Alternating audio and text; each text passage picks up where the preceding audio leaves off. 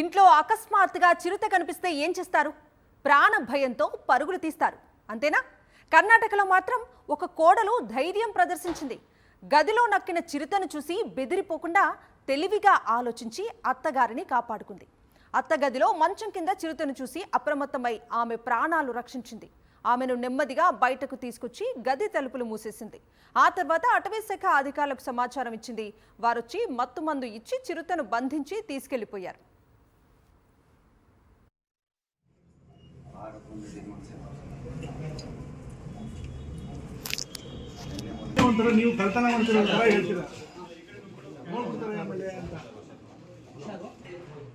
ఇంట్లో అకస్మాత్తుగా చిరుత కనిపిస్తే ఏం చేస్తారు? ప్రాణ భయంతో పరుగులు తీస్తారు. అంతేనా?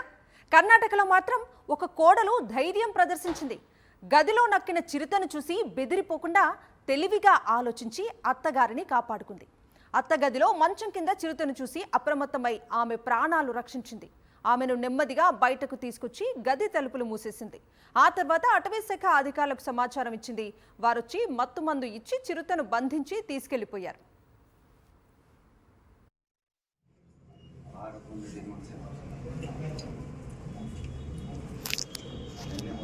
ನೀವು ಕಳ್ತನ ಮಾಡ್ತಿರೋ ತರ ಹೇಳ್ತೀರಾ?